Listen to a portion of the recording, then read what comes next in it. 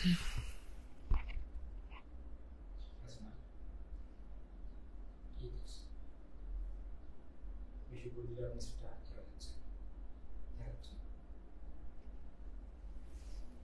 আছে, যাও।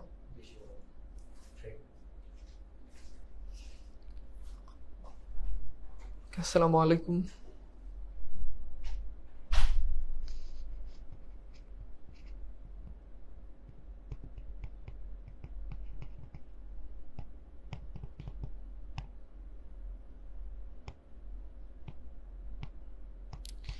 ওকে, সো কেমন আছো তোমরা? সাউন্ড ঠিক আছে কিনা একটু জানাও।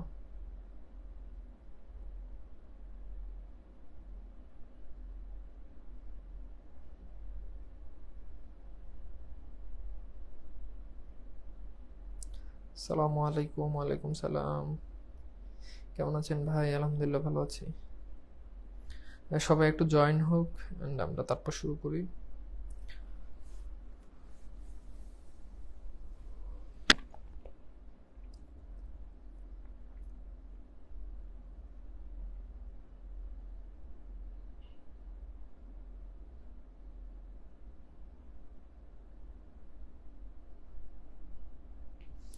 ওকে, সো সবাইকে একটু মেনশন দিয়ে দাও যাতে সবাই যাতে ক্লাসে জয়েন হতে পারে।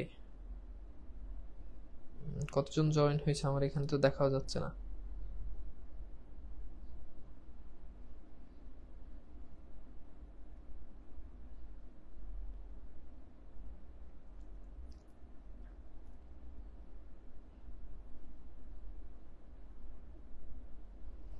ওকে, ঠিক আছে, তাহলে শুরু করি। হ্যাঁ, ওকে।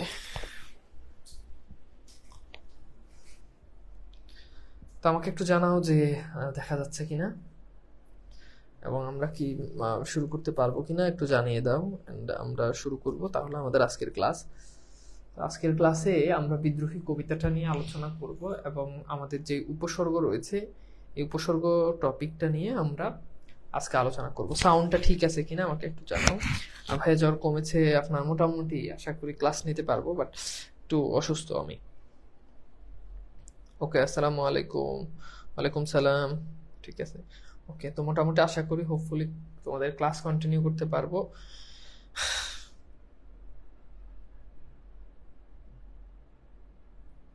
ঠিক আছে, তাহলে আমরা কি শুরু করে দিব? আমরা এই ক্লাসটা শুরু করব। এত কম সংখ্যক স্টুডেন্ট দেখাচ্ছে এখানে, প্রায় 38 জন দেখাচ্ছে। একটু কম সাউন্ড। তাহলে একটু দেখি।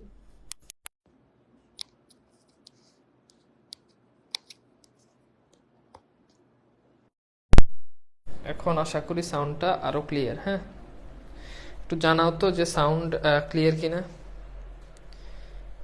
এটা তো একবার পড়ানো হয়েছে। তোমাদেরকে কি বিদ্রোহী কবিতাটা পড়ানো হয়েছে? তোমাদেরকে কি বিদ্রোহী কবিতাটা পড়ানো হয়েছে আমাকে একটু জানাও তো।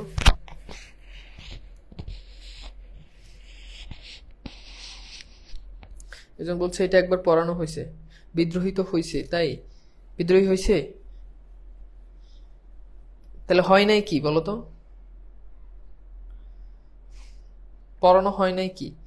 আচ্ছা সরি, তাহলে আমি তো তোমাদেরকে একবার ঘোষণা দিলাম যে বিদ্রোহী টপিক বলে দিলাম, তখন বলতা। তাহলে আমি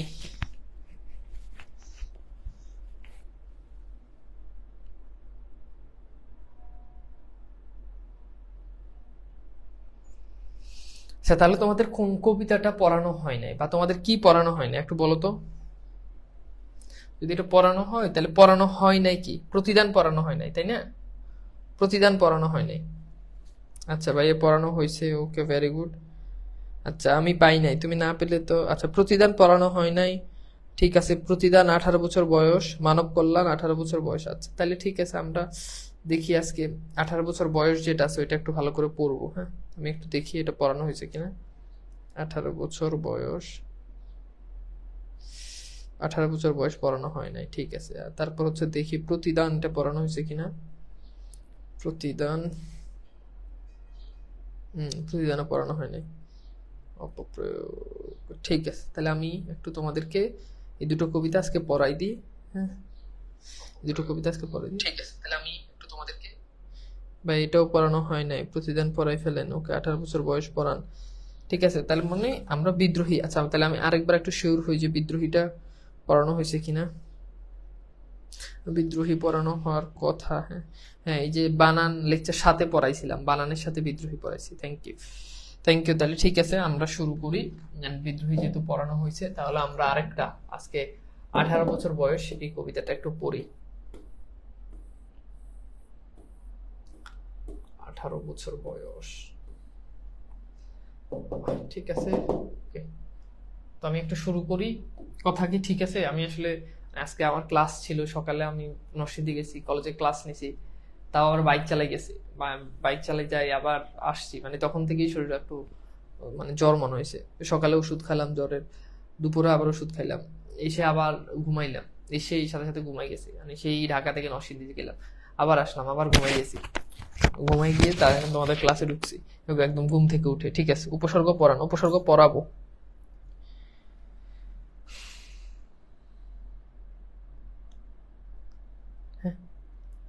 আচ্ছা ফাইন, তাহলে আমি একটু আলোচনা শুরু করি। 18 বছর বয়স এই কবিতাটা পড়তে হলে আমাদেরকে আগে একটু লেখক পরিচিতি। লিখেছেন সুকান্ত ভট্টাচার্য। এই সুকান্ত ভট্টাচার্য তাকে বলা হয় কিশোর কবি। কি কবি? কিশোর কবি। হ্যাঁ, পরীক্ষাতে প্রশ্ন আসবে, তাকে বলা হয় কিশোর কবি। 1926 তিনি কলকাতায় জন্মগ্রহণ করেন এবং তার পৈতৃক নিবাস হচ্ছে বাংলাদেশের গোপালগঞ্জ। গোপালগঞ্জ, হ্যাঁ, কোটালীপাড়ার গোপালগঞ্জ, এটা হচ্ছে সুকান্ত ভট্টাচার্যের পৈতৃক নিবাস। পৈতৃক নিবাস মানে মানে বাপের বাড়ি আর কি, বুঝছো?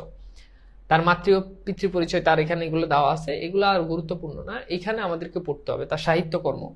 তার সাহিত্যকর্মের ভিতরে রয়েছে ছাড়পত্র, রয়েছে ঘুম নেই, রয়েছে পূর্বাভাস, এরপর রয়েছে অভিযান, হরতাল ইত্যাদি। হ্যাঁ, এবং তিনি ছিলেন ফ্যাসিবাদী লেখক। পরীক্ষাতে প্রশ্ন আসবে ফ্যাসিবাদী লেখক কি।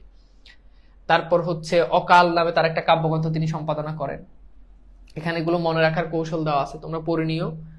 আর 18 বছর এই এই যে কবিতাটা আছে, এটা ছাড়পত্র কাব্যগ্রন্থের অন্তর্গত, অর্থাৎ এই যে ছাড়পত্র এই কাব্যগ্রন্থ, এটার অন্তর্গত ছিল এই 18 বছর বয়স কবিতাটা। তো লেখক পরিচিতিতে মূলত এই সাহিত্যগুলো থেকে আমাদের পরীক্ষাতে প্রশ্ন আসে। তো আমি এখন এই কবিতাটার মূল আলোচনায় চলে যাচ্ছি। হ্যাঁ, আমি এখন কবিতাটার মূল আলোচনায় চলে যাচ্ছি। আমি প্রত্যেকটা লাইন বাই লাইন তোমাদেরকে পড়াই দিব তোমরা, এবং সেগুলো থেকে আমি প্রশ্ন সলভ করাই দিব। ঠিক আছে, তো আমরা পড়ি তাহলে। তো বলছে 18 বছর বয়স কি দুঃসহ। দুঃসহ মানে অসহনীয়, মানে সহ্য করে না এমন, সহ্য হয় না এমন, অর্থাৎ 18 বছর বয়স। এই কবিতাটা কাদেরকে নিয়ে লেখা? এই কবিতাটা হচ্ছে তোমাদের বয়সী যে ছেলে মেয়েরা রয়েছে তাদেরকে নিয়ে লেখা। তোমাদের বয়সের যে বৈশিষ্ট্য, 18 বছর বয়সের যে বৈশিষ্ট্য, সেই বৈশিষ্ট্য নিয়ে মূলত এই কবিতাটা লেখা। তো বলেছে যে 18 বছর বয়স কি দুঃসহ, অর্থাৎ 18 বছর বয়সটা দুঃসহ, এটা কোনো জিনিস সহ্য করতে পারে না। স্পর্ধায় নেয় মাথা তুলবার ঝুঁকি। স্পর্ধায় মানে হচ্ছে কি, মানে মাথায় তুলে নেয় যে কোনো জিনিস। স্পর্ধায় নেয় অর্থাৎ যে কোনো জিনিস সাহস করে, যে কোনো জিনিস তারা কি করে, সাহস করে তারা নেয়। মাথা তুলবার ঝুঁকি অর্থাৎ মাথা তুলবার, হ্যাঁ, মাথা তুলবার ঝুঁকি মানে হচ্ছে নিজেকে বড় করার, নিজের উপর নির্ভর করার। এই জন্য তারা কি করবে, তারা মাথাতে যে কোনো জিনিসের ঝুঁকি নিবে। 18 বছর বয়সে অহরহ, অহরহ শব্দের অর্থ হচ্ছে ক্রমাগত বা একের পর এক, আমরা বলতে পারি যে ক্রমাগত। তাহলে 18 বছর বয়সে ক্রমাগত বিরাট দুঃসাহসেরা দেয় উকি। বিরাট মানে হচ্ছে বিশাল, দুঃসাহসেরা মানে হচ্ছে এমন সাহস যেটা খুবই কঠিন, দুঃসাহস। এই দুঃসাহসেরা মনের মধ্যে কি করে, উকি দেয়। তোমাদের বয়সে হয় না এমন অনেক জিনিস, যে এই যে অসম্ভব, এই অসম্ভব জিনিসটাকে মনে হচ্ছে তুমি কি করবা, সম্ভব করে ফেলবা। এই কাজটা বাস্তবে সম্ভব না, কিন্তু মনের ভিতরে এমন কনফিডেন্স যেটা কোনো ব্যাপারই না, ডোন্ট কেয়ার। তাহলে 18 বছর বয়স দুঃসহ, স্পর্ধায় মাথা তুলবার ঝুঁকি নেয়। 18 বছর বয়সে অহরহ একের পর এক কি আসে, বিরাট দুঃসাহসেরা মনের মধ্যে কি দেয়, উকি দেয়। 18 বছর বয়সে নেই ভয়, অর্থাৎ এই বয়সে কি নেই, এই বয়সে কোনরূপ কোনো ভয় ছেলে মেয়েরা পায় না। এই বয়সে কি নেই, কোনো ভয় নেই। পদাঘাতে চায় ভাঙতে পাথর বাঁধা। পদাঘাত মানে হচ্ছে পায়ের আঘাত। পদাঘাত মানে কি বলো, পায়ের আঘাত। তো এই যে পায়ের আঘাত, এই পায়ের আঘাতে তারা কি করে, চায় ভাঙতে পাথর বাঁধা, অর্থাৎ তারা চায় পাথরকে তারা কি করবে, ভেঙে ফেলবে। মানে এই বয়সটা এতটাই উত্তেজিত যে পা দিয়ে আঘাত করে, পা দিয়ে আঘাত করে পাথর ভেঙে ফেলবে। এখন পা দিয়ে কি পাথর ভাঙা যায় বলো, যায় না। তো এখানে বোঝাচ্ছে এই বয়সটা আসলে এরকম যে কোনো জিনিস, কঠিন জিনিসটাকেও সে মনে করে কি বাস্তবে সে করে ফেলবে। এই বয়সে কেউ মাথা নোয়াবার নয়। নোয়াবার শব্দ হচ্ছে নত করা। তাহলে এই বয়সে কেউ কি করে না, কারো কাছে মাথা নত করে না। আমি যেটা বলেছি সেটাই সঠিক, আমি সংগ্রাম করব, আন্দোলন করব, কিন্তু আমি কারো কাছে মাথা নত করব না। 18 বছর বয়সে জানে না কাদা, অর্থাৎ এই বয়সটা কি জানে না? এই বয়সটা কখনোই কান্না জানে না, অর্থাৎ যত জীবনে যত খারাপ সময়, যত দুঃখ কষ্ট যাই যাক, কখনো এই বয়সে কি যায় না, এই বয়সের ছেলেমেয়েরা তারা কি করতে পারে না? কাঁদতে পারে না। এই দুটো প্যারা কি বুঝতে পেরেছো? আমাকে একটু বলো তো, এই দুটো প্যারা কি বুঝতে পেরেছো? ওকে, ঠিক আছে, ওকে, ভেরি গুড। এরপর দেখো, এরপর বলছে এ বয়সে জানে রক্তদানে পূর্ণ, অর্থাৎ এই বয়সটা জানে যে এই বয়সে তুমি যদি রক্ত দাও তাহলে সেটা পূর্ণ হবে। এই লাইনটা আমি একটু ব্যাখ্যা করি। তো অ্যাকচুয়ালি ব্যাপারটা হচ্ছে, যখন আমরা যদি আমাদের যেই আগের যেই আন্দোলনগুলো রয়েছে, 1971-এর আন্দোলন, তারপর হচ্ছে আমাদের আন্দোলনের ভিতরে রয়েছে ভাষা আন্দোলন, এগুলোতে যারা রক্ত দিয়েছে তারা সবাই এই 18 বছরের আশেপাশে তাদের বয়স ছিল। অর্থাৎ এই 18 বছরের বয়সের আশেপাশে ছেলেমেয়েরা তারা যখন রক্ত দিয়েছে, রাজপথে যখন তারা নিজের রক্ত ঢেলে দিয়েছে, তখনই এদেশে কোনো একটা জিনিস কি হয়েছে? অর্জন হয়েছে। এখানে পূর্ণ শব্দের অর্থ হচ্ছে সওয়াব বা নেকি, হ্যাঁ।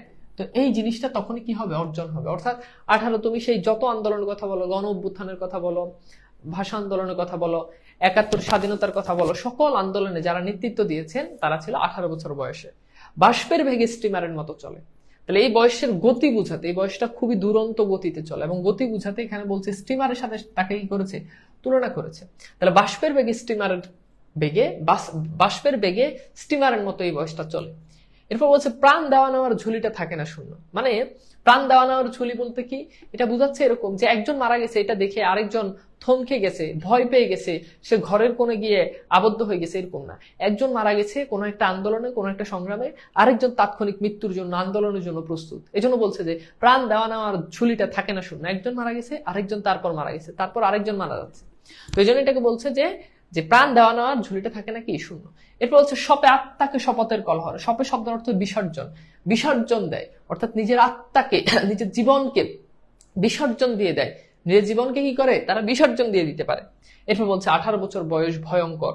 ভয়ঙ্কর মানে তো বুঝতে পারতেছে, অর্থাৎ খুবই নেগেটিভ, অর্থাৎ এই বয়সটা খুব ভয়ঙ্কর। হ্যাঁ, এই বয়সটা মানে ভয়ঙ্কর মানে তো এটা তো একটা নেগেটিভ শব্দ, সেটা বুঝতে পারতেছে। এরপর বলছে তাজা তাজা প্রাণে অসহ্য যন্ত্রণা। তো এই বয়সের প্রাণগুলোকে লেখক বলেছে যে তাজা তাজা প্রাণ, অর্থাৎ এই তাজা তাজা প্রাণের মধ্যে রয়েছে অসহ্য যন্ত্রণা, অর্থাৎ তারা যে কোনো জিনিস তারা কি করতে পারে না? তারা সহ্য করে নিতে পারে না, তাই না? সহ্য করে নিতে তারা পারে না। এরপর বলছে এই বয়সে প্রাণ তীব্র আর প্রখর, অর্থাৎ এই বয়সে তারা কি করে? প্রাণটা হচ্ছে তীব্র, খুবই তীব্র, এবং প্রখর, প্রখর মানে শব্দের অর্থ হচ্ছে জ্বলন্ত। তাহলে এই লাইনটার অর্থ কি? যে তাজা তাজা প্রাণে অসহ্য যন্ত্রণা, খুব কম বয়সে। এই জন্য কম বয়সে হওয়ার কারণে তারা যে কোনো জিনিস কি করতে পারে না? সহ্য করতে পারে না। কিছুদিন আগে আমি হচ্ছে পড়াচ্ছি আমার ইয়েতে, ওই ঢাকাতে ফার্ম গেটে। তো এখন ওই মেয়ে আমার ক্লাসের মধ্যে বলছে ভাই আমার আম্মু অসুস্থ, আমি একটু যাবো। তোরা ওর আম্মু অসুস্থ, আমি বলছি ঠিক আছে চলে যাও। ক্লাস থেকেও চলে গেছে। তো চলে যাওয়ার পরে এর পরদিন ক্লাসে ওর আম্মু কোচিং এ চলে আসে। সে বলছে যে আমার মেয়ে তো আসে নাই, আপনার ক্লাস থেকে নাকি গেছে? তাই বলছি আমার ক্লাস থেকে গেছে, ও তো বলছে আপনি অসুস্থ। পরে বলছে আপনি কেন ওকে ছুটি দিলেন, ও তো বাসায় আসে নাই। তাই বলছে আমি তো জানি না, ও আপনার কথা বলছে যে আপনি অসুস্থ, এই জন্য আমি ওকে যেতে দিছি। তার মা আমার উপর গরম, আপনি কেন যেতে দিলেন? হ্যাঁ, আপনাকে কি আমি যেতে বলছি? হ্যাঁ, আপনাকে কি আমি যেতে দিতে বলছি? তাই আমি বলছি বাবা আপনি আমার লগে এমন গরম দেখেন কেন? আমার তো আপনি অসুস্থ এই জন্য বলছে যাইতে দিছি। এখন আপনার মেয়ে কোন মানবিক কাজে, পরে শোনা গেল যে কোন ছেলের সাথে মানবিক কাজে সে বের হয়ে চলে গেছে, আর বাসায় আসে না। আমি বলছি আপনি যে আমার সাথে এরকম গরম দেখাইতেছেন, মনে হয় যে আপনার মেয়ে আমার লগে গেছে। না, আমি আপনার মেয়ে নিয়ে চলে গেছি। তো এখন এই যে বয়সের যে ছেলে মেয়েরা, বাপ মা, পরিবার, সামাজিকতা, কোনো জিনিস তাদের চিন্তাতে আসে না। বাপ মার একটা কথা তাদের সহ্য হয় না। এর আগের রাতে মা নাকি ওরা নাকি থাপড়াইছে, হ্যাঁ, প্রেম করে দেখা। এরপরে দিন সে কি করছে? পালাই চলে গেছে। তো এই জন্য বলছে যে এই বয়সটা কি? যে অসহ্য যন্ত্রণা, অর্থাৎ যে কোনো জিনিস তারা কি করতে পারে না? তারা সহ্য করতে পারে না। তাদের ভিতরে সেই সহ্য ক্ষমতাটা তাদের মধ্যে নেই। এরপর বলছে এই বয়সে কানে আসে কত মন্ত্রণা। এই যে কানে কত মন্ত্রণা আসে, তোমাদের মাঝে মধ্যে এরকম কানে কত মন্ত্রণা আসে যে এই করে ফেলবো, ওই করে ফেলবো, হ্যাঁ, মানে কত কিছু যে কানের মধ্যে আসে, হ্যাঁ, কত কিছু যে ডেইলি তোমরা চিন্তা করো, সেটাকে এখানে বলছে। হ্যাঁ, এরপর বলছে 18 বছর বয়স যে দুর্বার। দুর্বার মানে কি? মানে খুবই, এটা গতি বুঝাতে বলছে। পথে প্রান্তরে ছুটায় বহু তুফান, অর্থাৎ পথে প্রান্তরে তারা কি করে, বহু আন্দোলন সংগ্রাম তারা করে রাস্তাঘাটে, সেটাই এখানে বলেছে। দুর্যোগে হাল ঠিক মতো রাখা ভার, অর্থাৎ যখন দুর্যোগ, অর্থাৎ যখন কোনো একটা খারাপ সময় আসে তখন অনেকে হাল ধরে রাখতে পারে না, নিজের উপর বিশ্বাস রাখতে পারে না, তখন অজস্র প্রাণ কি হয়, সহস্র প্রাণ তখন কি হয়, ক্ষতবিক্ষত হয়, অনেক প্রাণ তখন ক্ষতবিক্ষত হয়। এরপর বলছে 18 বছর বয়সে আঘাত আসে অবিশ্রান্ত, অর্থাৎ এই বয়সে অনেক কিছু সহ্য করতে হয়, আঘাত আসে, কষ্ট আসে, অবিশ্রান্ত, অবিশ্রান্ত মানে হচ্ছে ক্রমাগত ভাবে, অবিশ্রান্ত মানে হচ্ছে আসতেই থাকে একের পর এক, একে একে হয় জড় এ বয়স কালো দীর্ঘশ্বাস, এই বয়স কাঁপে বেদনায় থরথর, অর্থাৎ এই বয়সে যখন দুঃখগুলো আসে তখন সেটা কি হয়, কালো দীর্ঘশ্বাস বলতে বোঝানো হচ্ছে দুঃখ, কষ্ট। এ বয়সে অনেক কালো দীর্ঘশ্বাস আসে, অর্থাৎ অনেক কষ্ট আসে, আসে না তোমাদের?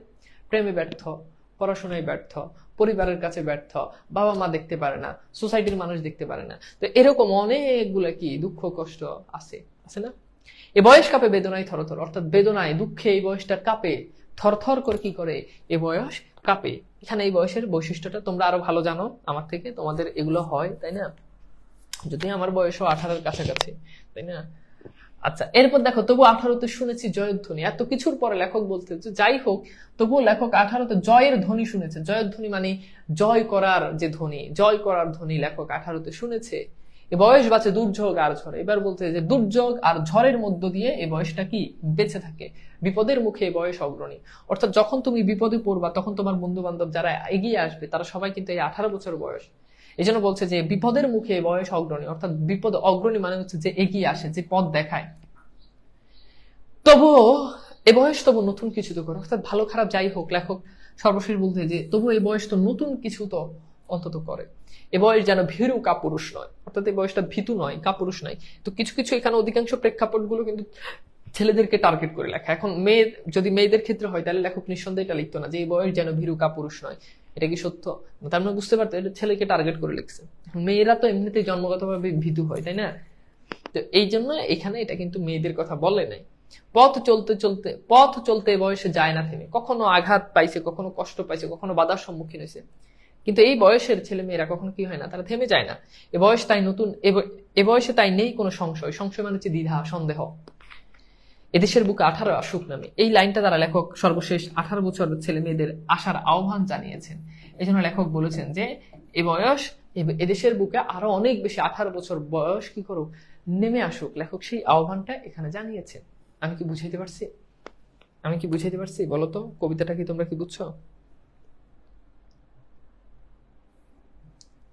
আচ্ছা, এরপর দেখো আমরা একটু প্রশ্ন সলভে যাই। সুকান্ত ভট্টাচার্য কোন জেলায়? তো এটা তোমাদেরকে বলেছি, বলো তো। সব মেয়ে ভীতু নয়, ওকে মোস্তারি একজন সাহসী মেয়ে আমরা পেয়েছি। তরুণী বলেছে ধুর কমেন্ট করবো না। কেন তরুণী? কমেন্ট করো, সমস্যা নাই তো।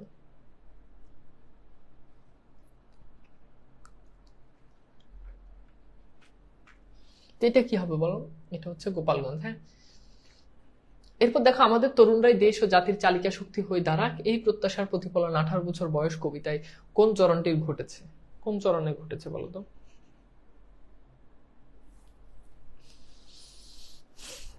ভাই কবিতা একটা লাইন দিয়ে পরে লাইনের এরকম এমসিকিউ বেশি বিরক্ত করে, এই যে এই টাইপের এমসিকিউ, তাই না? আচ্ছা, ওকে, তো সলভ করো এটা। আমি একটু বসি। হ্যাঁ, এটা কি হবে বলো?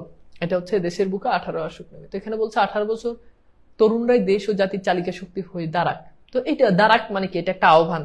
হুম, তো এই আহ্বানটা কিন্তু আমাদের পরের ইয়ের সাথে মিল পাচ্ছে।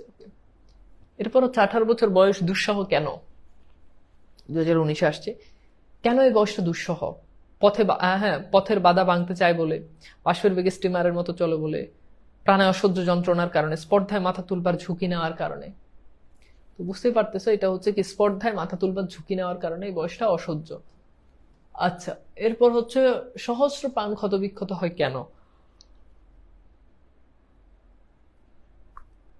জীবনের লক্ষ্য ঠিক থাকে না বলে, সমাজে অনাচার প্রতিকার, অপরাগ বলে, নেতিবাচক বিষয়ের প্রতি বেশি ঝুঁকে বলে। তো এখানে বুঝতে পারতেছে যে যেহেতু ক্ষতবিক্ষতর কথা বলছে, তার মানে তারা সেই ক্ষতবিক্ষত আঘাত তারা প্রতিরোধ করতে তারা সক্ষম নয়, এই জন্য। হ্যাঁ, এরপর বলেছে যে বিপুল যাহার আশা, ক্লান্তিহীন যাহার উৎসাহ, বিরাট যাহার ঔদার্য, অপরান্ত যাহার প্রাণ, অটল যাহার সাধনা, মৃত্যু তাহার মুঠি তলে। তারুণ্যের বৈশিষ্ট্য প্রকাশ পেয়েছে। তো এটা তো পারবা, এটা খুব ইজি প্রশ্ন না। এরপর আসো আমরা একটু দেখি। এরপর হচ্ছে রাজশাহী বোর্ড 2017, এ বয়স কালো দীর্ঘশ্বাসে। পাঙ্গুক্তির দ্বারা কি বোঝানো হয়েছে বলো?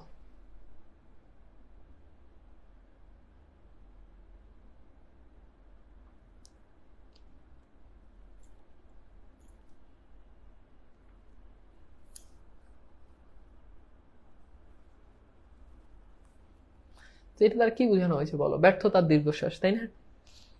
ওকে, এরপর আসো দেখো, এখানে বলছে যে স্পর্ধায় নেয় মাথা তুলবার ঝুঁকি। 18 বছর বয়স কবিতায় চরণটির মাধ্যমে প্রকাশ পেয়েছে কি? দৃঢ়তা, উদ্যত, সাহসিকতা, আত্মনির্ভরতা। উত্তর হচ্ছে আত্মনির্ভরতা। মানে যে কোনো জিনিস, সেটা কিন্তু প্রথমেই বলছে যে তারা আত্মনির্ভর, নিজের উপর নির্ভর করার জন্য তারা যে কোনো ঝুঁকি নিতে তারা প্রস্তুত। 18 বছর বয়স কবিতায় এ বয়সে প্রাণ তীব্র আর প্রখর, এটা দ্বারা এটা বোঝানো হয়েছে তীব্র আর প্রখর। হ্যাঁ, বলতে বোঝানো হয়েছে বিদ্রোহ ও জটিলতা। এর বলছে তীব্রতা ও সংবেদনশীলতা, প্রগতি ও সংগ্রামশীলতা, দুঃসাহস ও স্নেহ মমতা। তো এইটা খেয়াল করে দেখো, এখানে বলছে তীব্র আর প্রখর, তাই না? তার মানে তীব্র মানে হচ্ছে প্রগতি, আর প্রখর মানে হচ্ছে সংগ্রামশীলতা। আচ্ছা, এরপর দেখো 18 বছর বয়স কবিতাটি কোন ছন্দে রচিত? এটা খুব গুরুত্বপূর্ণ একটা এমসিকিউ। এটা মাত্রাবৃত্ত ছন্দে রচিত। এটা মনে রাখবা, ছন্দগুলো একদম মুখস্থ করে ফেলবা। এরপর দেখো আমরা একটু দেখি 18 বছর বয়স কবিতায় শপে আত্মাকে শপথের কলাহরে দ্বারা কি বোঝানো হয়েছে? রক্তদানে পূর্ণ, আত্মত্যাগের মহিমা, কথা ও কাজের যৌবনের দুঃসাহসিকতা। এটা একটু সলভ করে তো দেখি পারো কিনা, কারা কারা পারো।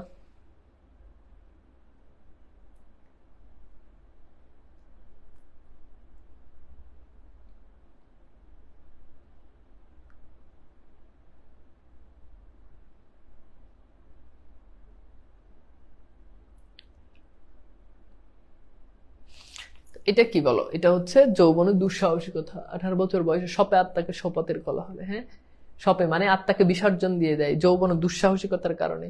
এটা অনেকেই কৌতুক করতে পারে, এটা কিন্তু ভুল। আচ্ছা, এখন যৌবন যার মিছিলে যাবার তার শ্রেষ্ঠ সময়, নিচের কোন চরণের সাথে উদ্দীপকের ভাবগত মিল রয়েছে? পদাঘাতে ছাই বাংতে পাত শিহরিত ক্ষণক্ষণ আনন্দের কাছে থেকে দূরে যারা, তাদের বাণী যেন শুনি, আবাগা মানুষ যেন আবার। এটা কি হবে বলতো? এটা বুঝতে পারতেছে যে এইটা প্রথমটা। হ্যাঁ, আচ্ছা, এরপর হচ্ছে নিচের কোনটিতে 18 বছর বয়সের ইতিবাচক দিকের প্রতিফলন ঘটেছে? ইতিবাচক মানে কি? ইতিবাচক মানে হচ্ছে পজিটিভ। তাহলে এই বয়সে কানে আসে কত মন্ত্রণা, এই বয়স কাপে বেদনায় থরো থরো, সপে আত্মাকে শপথের কলা, দুর্যোগে হাল ঠিক মতো রাখাবার। উত্তর হচ্ছে সি। এটাই কিন্তু পজিটিভ, তাই না? ইতিবাচক মানে হচ্ছে পজিটিভ, নেতিবাচক মানে হচ্ছে নেগেটিভ, বুঝছো? আচ্ছা, এরপর দেখো এখানে একটা প্রশ্ন, 18 বছর বয়স ভয়ঙ্কর কারণ কি? কারণ এই বয়সে আঘাত আসে, এই বয়সে প্রাণে অসহ্য যন্ত্রণা, এই বয়স তীব্র আর প্রখর। তো এই বয়স ভয়ঙ্কর, এটার কারণটা হচ্ছে 2 ও 3, তাই না? 2 ও 3, এখানে খেয়াল করে দেখো 2 ও 3, এটা দেখো, এই যে দেখো 2 ও 3, অর্থাৎ এ বয়স ভয়ঙ্কর কারণ আঘাত আসে। আঘাত আসলে ভয়ঙ্কর এরকমটা না, তীব্র আর প্রখর এজন্য ভয়ঙ্কর, প্রাণে এই বয়সে প্রাণে অসহ্য যন্ত্রণা, তাই আসে। ওকে, আচ্ছা, তো আমাকে একটু বলো তো, তোমরা কি এই কবিতাটা কি বুঝতে পেরেছো? তো এরকমই আসলে এমসিকিউ গুলো আসে। একটু যদি বাসায় যদি পড়াশোনা করো তাহলে দেখবা যে তোমরা পারতেছো। হ্যাঁ, তো এইবার আসো আমরা একটা ছোট্ট একটা কবিতা নিয়ে আলোচনা করব, যে কবিতাটার নাম হচ্ছে প্রতিদান কবিতা, জসিমউদ্দিনের। খুবই ফেমাস এন্ড খুবই চমৎকার একটা কবিতা। এই কবিতাটা পড়বো। তোমাদের পাঠ্য বইতে যতগুলো কবিতা রয়েছে তার ভিতরে সবচেয়ে ছোট কবিতা হচ্ছে এইটা। তো এই ছোট্ট কবিতাটা আজকে আমরা পড়বো। তোমরা কি জানো যে প্রতিদান মানে কি? প্রতিদান মানে হচ্ছে বিনিময়, অর্থাৎ তুমি, কেউ তোমার উপকার করছে, বিনিময় তুমি তাকে কোনো একটা জিনিস দিয়েছো, এটাকে বলা হয়, এটা হচ্ছে প্রতিদান। তো এই কবিতাটা নিয়ে আমরা আজকে আলোচনা করব। এটার ভাবগত বিষয়বস্তু কি, মূল ভাব কি, এটা তোমরা পড়লেই বুঝতে পারবা। অনেকগুলো শব্দ অর্থ আছে, শব্দ অর্থগুলো আমি এখন লিখে লিখে তোমাদেরকে বুঝাই দিব। তো চলো আমি তাহলে শুরু করি।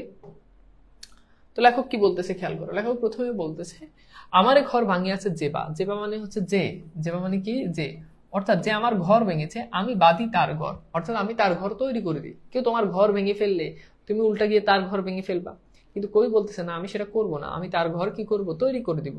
আপন করিতে কাঁদিয়া বেড়ায় যে মোরে করেছে পর, অর্থাৎ যে তোমাকে পর করে দিয়েছে।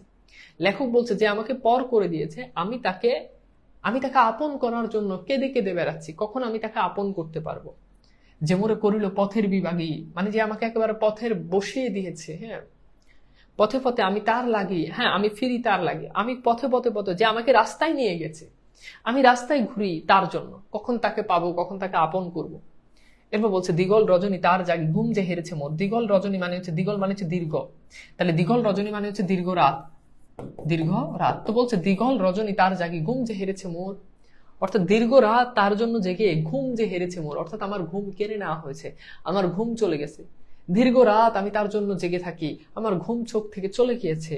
আমার এই ঘর ভাঙিয়াছে যে বা আমি বাঁধি তার ঘর। আবার বলছে আমার এই ঘর যে ভেঙেছে আমি তার ঘর বেঁধে দিই। এই প্যারাটা কি বুঝতে পারছো বলো তো?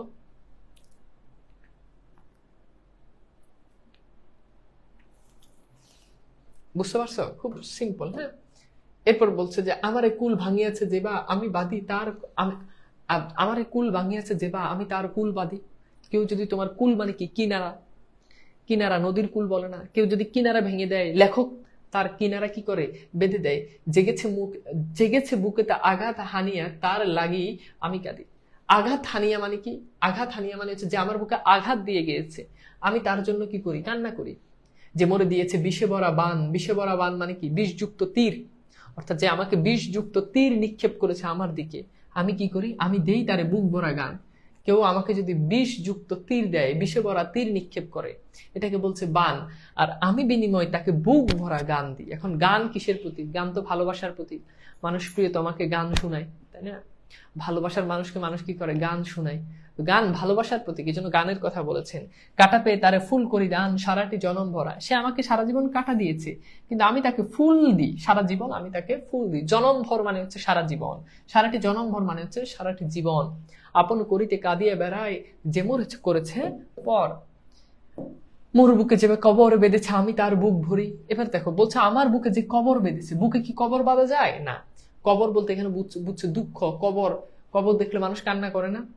আপন জনের কবর দেখলে মানুষ কান্না, তো বলছে যে আমার বুকে এই কবর বেঁধেছে, অর্থাৎ যে আমার বুকে এত দুঃখ দিয়েছে, আমি তার বুক ভরে দিই। কি দিয়ে ভরে দিই? রঙিন ফুলের সোহাগ জড়ানো ফুল মালঞ্চ ধরি। আমি তার জন্য রঙিন ফুলের সোহাগ জড়ানো, সোহাগ মানে হচ্ছে ভালোবাসা, রঙিন ফুলের ভালোবাসা জড়ানো ফুল মালঞ্চ ধরি। মালঞ্চ শব্দের অর্থ হচ্ছে বাগান। আমি তার জন্য পুরো একটা ফুলের বাগান আমি তাকে দিই, তার জন্য আমি তাকে একটা পুরো ফুলের বাগান আমি তাকে দিই, একটা দুইটা ফুল না। আমরা যখন আমাদের ভালোবাসার মানুষকে যখন পছন্দ করি, তখন হাঁটু ভেঙে আমরা কি করি, একটা ফুল দিই, আই লাভ ইউ ডার্লিং, বলো না? কিন্তু লেখক বলছেন না, আমি সেটা করি না, আমি পুরো, আমি তাকে কি করি, পুরো ফুল মালঞ্চ ধরি, আমি তার জন্য পুরো একটা ফুলের বাগান দিই। যে মুখে যে মুখে সে কহে নিঠুরিয়া বাণী, অর্থাৎ যে মুখ দিয়ে সে নিঠুরিয়া, নিঠুরিয়া মানে হচ্ছে নিষ্ঠুর, আর বাণী মানে কথা, অর্থাৎ যে মুখ দিয়ে সে নিষ্ঠুর কথা বলে, আমি লয় তার মুখ খানি, কত ঠাই হতো কত কি জানি সাজাই নিরন্তর, নিরন্তর, অর্থাৎ আমি কত জায়গা থেকে কত কিছু এনে তার মুখটাকে সাজানোর জন্য আমি চেষ্টা করি। আপন করিতে কাঁদিয়ে বেড়ায় যে মোরে করেছে পর। তো এখানে দেখো প্রতিদান কবিতায় যা যা করেন, কবি কি কি করেন দেখো। কবি ঘর বাঁধেন, কবি কেঁদে বেড়ান, কবি পথে পথে ঘুরেন, কবি বুক ভরা গান দেন, কবি দিগল রজনী জাগেন, কবি কুল বাঁধেন, কবি ফুল দান করেন, কবি ভুল, হ্যাঁ, কবি বুক ভরে দেন রঙিন ফুলের সোহাগ। এগুলো তো তোমরা পড়েছো। আমরা একটু প্রশ্ন সলভে যাই, তো এই প্রশ্নটা সলভ করো দ্রুত।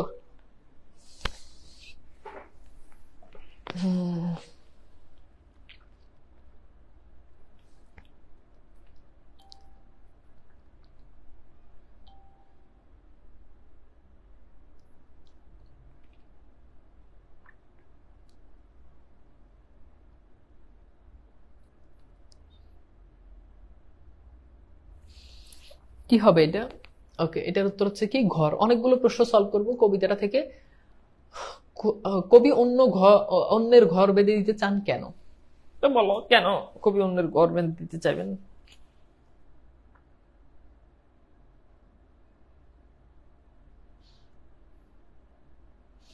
ওকে, ফাহমিদা সিরাজ, ওকে, সিদরাতুল সোয়া তিলোত্তমা তিথি। তো এটা কি হবে বলো? সুন্দর পৃথিবী নির্মাণের মানসে। এরপর হচ্ছে দেখো, কবি কাকে আপন করিতে কেঁদে বেড়ান?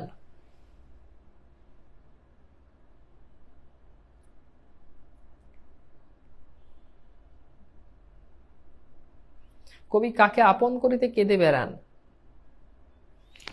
উত্তর হচ্ছে কি, যে তাকে পর করেছে, হ্যাঁ। আপন করিতে কাঁদিয়ে বেড়ায় যে মোরে করেছে পর, এই পাঙ্গুক্তিটি দ্বারা কি বোঝানো হয়েছে?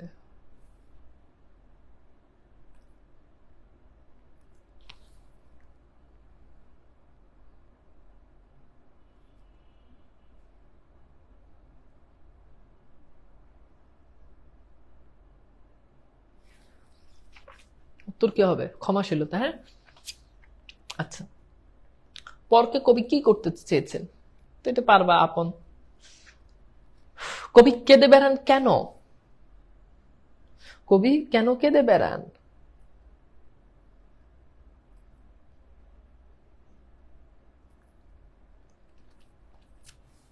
তো উত্তর হচ্ছে কি? পরকে আপন করতে। হ্যাঁ, আচ্ছা, এরপর হচ্ছে যে কবির ঘুম কেড়েছে তার জন্য কবি তার জন্য কি করেন?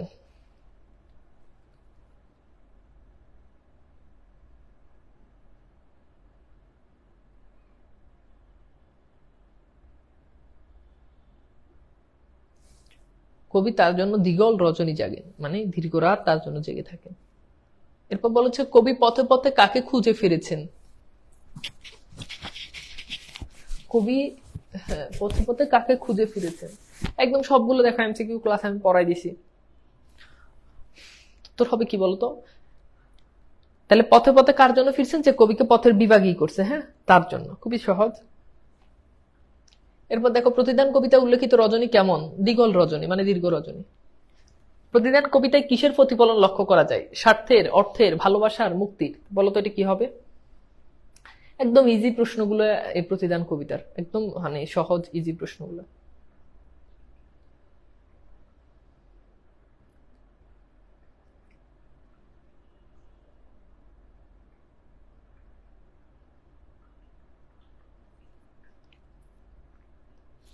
তো এটা কি হবে? এটা হচ্ছে ভালোবাসার। হ্যাঁ, সবগুলো তোমাদের উত্তর হচ্ছে, আমি দেখতেছি। প্রতিদান কবিতায় মূল প্রতিভা, এটা হচ্ছে কি? মূল। হ্যাঁ, প্রতিদান কবিতায় প্রতিদান কবিতায় মূল, এটা মূল হবে। মূল প্রতিপাদ্য কোনটি, অর্থাৎ মূল মূল বিষয় কোনটা? ক্ষমা, মুক্তি। হ্যাঁ, এরপর হচ্ছে পরোপকার, এরপর হচ্ছে দয়া। তো এটা কি হবে? এটা পরোপকার হবে। হ্যাঁ, এরপর হচ্ছে প্রতিদান কবিতায় বিষয়বস্তু হিসাবে কোনটি গুরুত্ব পেয়েছে, অর্থাৎ এই কবিতাটা কোনটার গুরুত্ব বেশি পাওয়া গিয়েছে বলতো?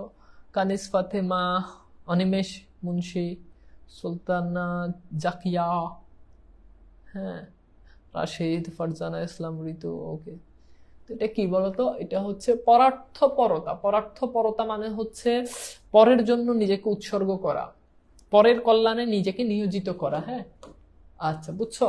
আচ্ছা, বলো তো কবিতাটা কি বোঝা গেছে? কবিতাটা কি বুঝতে পারছো? আচ্ছা, বুঝছো? খুবই সহজ একটা কবিতা।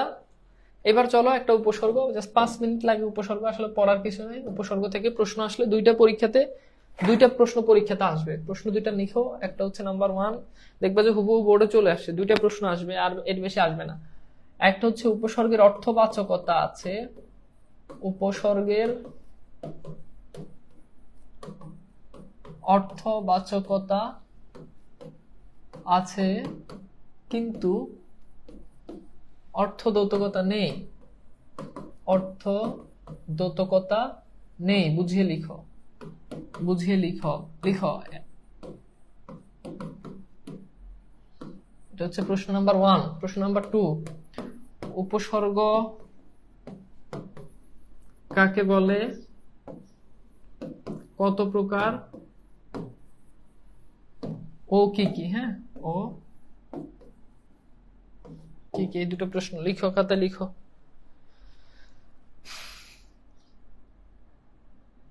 শাহরিয়ার নামটা পড়লেন না কে?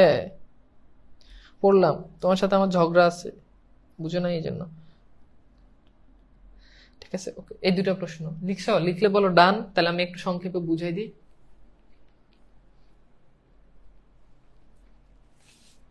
এই দুটো প্রশ্ন অনেকে চায় এগুলো এগুলো মুখস্থ করে চলে যায়, বাট মুখস্থ করা লাগবে না, আমি একটু তোমাকে দেখাই দিই, তাহলে পারবা। হ্যাঁ, ওকে, ডান, ভেরি গুড। তো চলো আগে উপসর্গ জিনিসটা কি এটা একটু বুঝাই। ধরো আমি একটা শব্দ লিখলাম, শব্দটা হচ্ছে হার, তাই না? এই যে হার। হ্যাঁ, এখন এই হারের আগে আমি যদি আ যুক্ত করি, তাহলে শব্দটা কি হবে বলো তো? তাহলে শব্দটা হবে আহার, রাইট? কি হবে বলো? আহার। তাহলে হারের আগে আ যুক্ত করলে শব্দটা হয়ে গেল আহার। এখন এই যে এটার কোনো অর্থ আছে বলো তো? না, এটা অর্থহীন, এটা অর্থহীন। এখন তুমি খেয়াল করে দেখো, এই যে আটা আছে, এটা শব্দের আগে বসছে, মানে শব্দের পূর্বে বসছে, তাই না? এবং দেখো শব্দের পূর্বে বসে সে কিন্তু এই হার শব্দের অর্থ পরিবর্তন করছে। দেখো, হার আর আহার কি এক জিনিস? না। তাহলে দেখো, এই আটাকে আমরা অনেকভাবে কথা বলতে পারি। এই আটা, এটা শব্দের পূর্বে বসছে, নাম্বার 1। নাম্বার 2 এর নিজস্ব কোনো অর্থ নাই। নাম্বার 3 এটা অন্য শব্দের অর্থের পরিবর্তন করে। খুবই সিম্পল। তাহলে উপসর্গ হচ্ছে এমন কিছু শব্দ বা এমন কিছু অব্যয়সূচক শব্দাংশ যা স্বাধীন শব্দের পূর্বে বসে। স্বাধীন শব্দ মানে তো বুঝতে পারতেছে যে হার এটা একটা স্বাধীন শব্দ। স্বাধীন শব্দের পূর্বে বসে স্বাধীন শব্দের অর্থ পরিবর্তন করে, তাকে উপসর্গ বলে। খুবই সিম্পল। আরো খেয়াল করো, ধরো এই হার, হারের আগে হার, হার মানে গলার হার, খেলার হার, হোয়াটএভার, যে কোনো একটা হার। এখন এই হারের আগে আমি যদি উপযুক্ত করি তাহলে হবে কি বলো? উপহার। এখন হার আর উপহার কি একই জিনিস বলো তো? একই জিনিস না। তাহলে এই যে দেখো, এই হারের আগে উপযুক্ত হয়ে হারের অর্থ পরিবর্তন করে দিছে। তাহলে উপসর্গ এমন কিছু অব্যয়সূচক শব্দাংশ যা স্বাধীন পদের পূর্বে বসে স্বাধীন পদের অর্থ পরিবর্তন করে, তাকে উপসর্গ বলে। যেমন এই যে হার, এই হারের আগে আমি আরো যুক্ত করতে পারি অনা। এখন এই অনার কিন্তু নিজস্ব কোনো অর্থ নাই, কিন্তু হারের আগে বসে সেটা হারের অর্থ পরিবর্তন করে দিয়ে হয়ে গেছে অনাহার। এই যে দেখো, উপসর্গের নিজের কোনো অর্থ আছে বলো? উপসর্গের নিজের কোনো অর্থ আছে? নাই। এই যে অর্থ নাই, এটাকে বলা হয় অর্থবাচকতা। অর্থবাচকতা। তাহলে আমরা বলতে পারি উপসর্গের অর্থবাচকতা নেই। কিন্তু কি আছে? উপসর্গ কি করে? নিজের অর্থ নেই, তার মানে অর্থবাচকতা নেই, কিন্তু অন্যের অর্থ তো সে পরিবর্তন করে দিতে পারে। খুব সুন্দরভাবে সামনে বসে অন্যের অর্থ পরিবর্তন করে দিতে পারে। তাহলে এই জন্য বলা যায় যে উপসর্গের অর্থবাচকতা নেই, কিন্তু অর্থ দ্যোতকতা আছে। কি আছে বলো? অর্থ দ্যোতকতা আছে, মানে অন্যের অর্থ পরিবর্তন করা। এখন সামনে এরকম অনেকগুলো উদাহরণ লিখবে। প্রথমে লিখে এরপর লিখবা যে এখানে স্বাধীন শব্দ হার, হার শব্দের পূর্বে আ, অনা, উপ ইত্যাদি উপসর্গ বসেছে যেগুলো নিজের কোনো অর্থ নাই, কিন্তু এই উপসর্গগুলো হার শব্দ স্বাধীন শব্দের পূর্বে বসে স্বাধীন শব্দের অর্থ পরিবর্তন করে দিয়েছে। উপহার, অনাহার, আহার। তার মানে বলা যায় যে উপসর্গের নিজস্ব কোনো অর্থ নেই, অর্থাৎ উপসর্গের অর্থবাচকতা নেই, কিন্তু উপসর্গ যেহেতু অন্যের অর্থের পরিবর্তন করতে পারে, কাজেই উপসর্গের অর্থ দ্যোতকতা রয়েছে। এবার বলো, বুঝছো কিনা?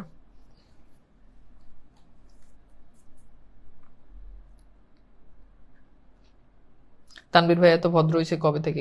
কেন রে ভাই, আমি কি মানে আমি কি অভদ্র নাকি? এটা কোন ধরনের কথা রে?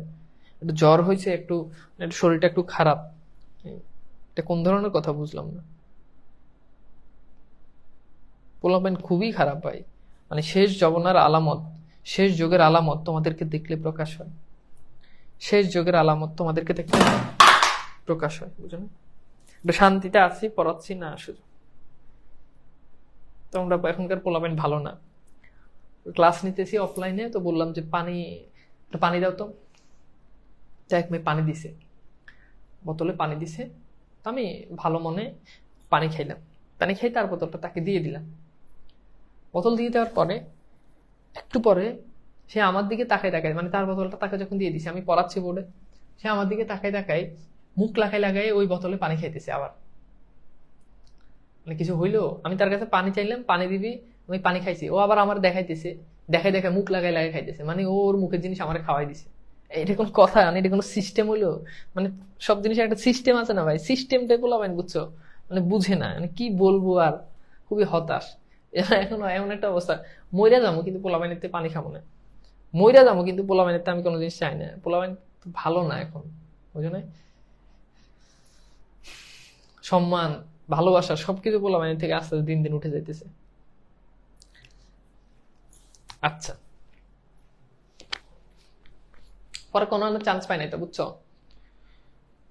কোথাও সে চান্স পায় নাই, কোথাও সে চান্স পায় নাই। এরপরে চান্স না পায়, ভাইয়া আমি একদিন আপনার সাথে দুষ্টামি করছি, আপনি কি আবার মনে কষ্ট দিচ্ছেন? আমি মনে কষ্ট কি দিব, তুমি চান্স পাও না, পাকনামি করলে, বুঝছো, চান্স হয় না। আচ্ছা যাই হোক, তাহলে এটা বুঝছো। এখন আসো আমরা একটু দেখি যে এবার আমাদের সেকেন্ড যে প্রশ্ন, উপসর্গ কাকে বলে, এটা তো তুমি পারবা। হ্যাঁ, উপসর্গ কিছু অব্যয়সূচক শব্দাংশ যা স্বাধীন শব্দের পূর্বে বসে স্বাধীন শব্দের অর্থ পরিবর্তন করে, তাকে উপসর্গ বলে। উপসর্গের প্রকারভেদ এটা তোমাকে মুখস্থ করতে হবে। যেমন উপসর্গ সাধারণত আমরা যদি বলি যে বাংলা উপসর্গ, একটু খেয়াল করো, এই বাংলা উপসর্গ হচ্ছে 21টা, হ্যাঁ, আর তৎসম উপসর্গ হচ্ছে 20টা। আর বিদেশি উপসর্গ, এই বিদেশি উপসর্গের ভিতরে আবার প্রকার রয়েছে, যেমন ফার্সি রয়েছে, বিদেশির ভিতরে ফার্সি রয়েছে 10টা, হ্যাঁ। এরপর হচ্ছে তোমার ইংরেজি রয়েছে 4টা, এগুলো পড়বা। তারপর হচ্ছে আরবি রয়েছে, কেউ বলে 4টা, কেউ বলে 6টা, যার বইতে যেটা আছে ওটাই পড়বা, সমস্যা নেই। হিন্দি বা উর্দু রয়েছে 1টা, আর সেটা হচ্ছে হর। তো এগুলো একটু মুখস্থ করবা, এই উপসর্গগুলো মুখস্থ করবা। এটা আমি আর ক্লাসে কিছুই পড়ানোর নাই, এটা তোমরা ভালো করে এটা মুখস্থ করে ফেলবা। চ ভাই, আপনি একটু সতর্ক থাকবেন সব সময়। হ্যাঁ, থ্যাংক ইউ নীলু। আসলে সেরা শুধু সুন্দর তো, বুঝছো, খুব বিপদে পড়ছে। আচ্ছা, তোমরা কি বুঝতে পারছো? এইগুলো একটু নিজেরা একটু মুখস্থ করবা, এগুলো নিজেরা একটু কি করবা, মুখস্থ করবা। ওকে, তাহলে বুঝতে পারছো?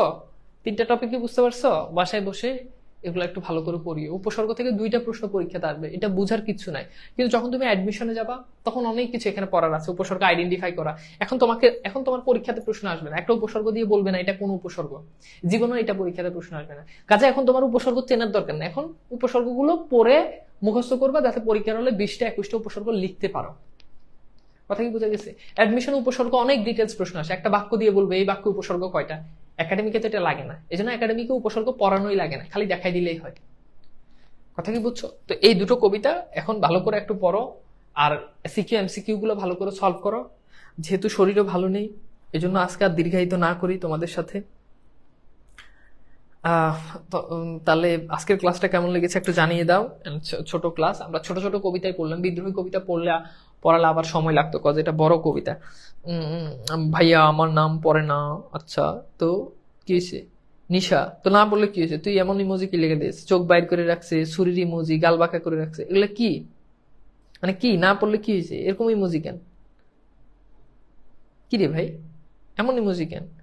না, অসুস্থ মানুষ ক্লাস নিতে যেতে মানে ইমোজি দেখে আমার আর ওই স্টক করে ফেলাম। কি একটা অবস্থা! নির্মিত অংশ কবে পড়াবেন? ওটার পরে তোমাদেরকে নির্মিত অংশ তো পড়াবো না, দেখাই দিব কিভাবে প্রতিবেদন লিখতে হয়, কিভাবে কি করতে হয়, ওগুলো দেখাই দিব, আর কিছু না। ভাই আমাদের আরেকটা কবিতা বাকি আছে, যা বাকি আছে সবকিছু পড়াই দিব। কথা ছিল যে 20টা ক্লাস, আরো 2টা ক্লাস এর ভিতরে যদি কভার করে দিতে পারি আলহামদুলিল্লাহ, না পারলে ক্লাস আরো একটা নিব, ঠিক আছে? তো ভালো থাকবা, আল্লাহ হাফেজ।